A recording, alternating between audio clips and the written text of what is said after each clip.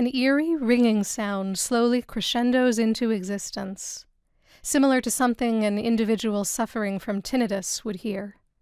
It stops abruptly. I don't mean to interrupt you, Paul, but we only have an hour together and I don't want to waste your time. What specifically made you come see me today? Interior, psychologist's office, day. An office of a well-established psychologist, filled with certificates, large ornamental books, and comfortable leather couches. Paul, late 20s, athletic build, sits in a chair facing his shrink. He stares at the ground, morose, distant. Not knowing what to say, he takes a moment to answer. Sorry, I know I'm rambling. No need for apologies. I just want to know what you want my help with. Paul takes a moment, not sure how to start. He speaks slowly, taking special care in the words he chooses. His anecdote is a rather positive one, but his facial expression and body language exude nothing but defeat. I was on the phone with a broken man. He cried for a while before he could talk. He spoke to me about his suffering, as they do. I tried to make him see how strong and resilient he was for sticking around, as I do. It took some convincing, but a half hour later, he seemed to believe it. For the moment, at least. Long enough to make plans for the day. Did you believe it when you said it? That whole strength and resilience thing? Paul looks up at his psychologist for the first time. He scoffs at the question. He gets progressively more irritated and agitated as he talks. Yeah, they took his fucking kid away. I mean, and he didn't do shit. He was just trying to be a good dad, and I don't want to get into it. It's not my story to tell, but he didn't deserve that. He didn't do nothing wrong. And he tried. He tried so hard and nothing. He's stuck.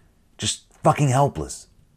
Thinking it over and over again, and the only fucking solution he sees is killing himself. Yet he chooses to continue withstanding the pain. To keep looking. And on top of all that, his ego aside and just really fucking vulnerable with a guy he doesn't know. I mean, how else would you define resilience? It has nothing to fucking do with what I believe. It's the truth, any way you look at it.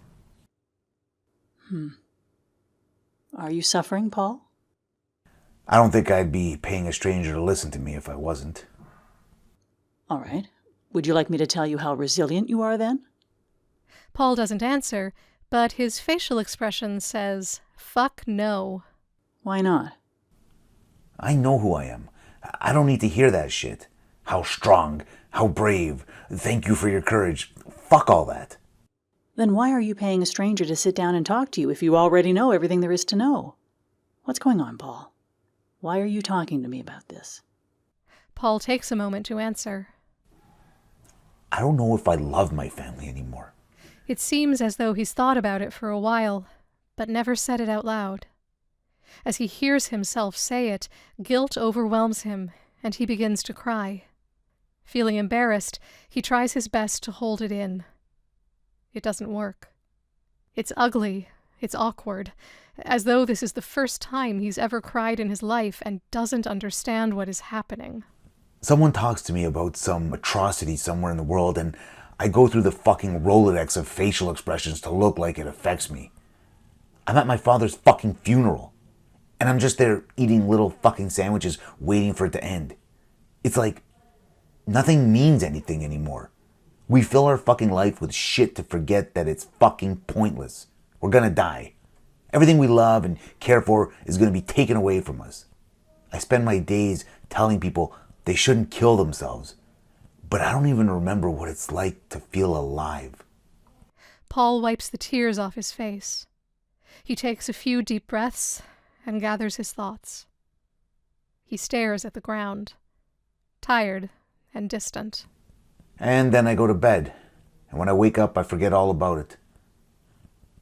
I think about what to make for supper, or what should I get my kid for his birthday? What movie should I watch with my wife? But more and more, the void creeps up on me. when I don't expect it. I don't know. I just don't know what to do. He drops his head in his hands. Thanks for your courage in sharing all that. You're so strong, brave, and resilient for doing so. Paul looks up at his shrink, bewildered. His shrink lets out a faint, empathetic laugh. I'm just fucking with you, Paul. You should see your face.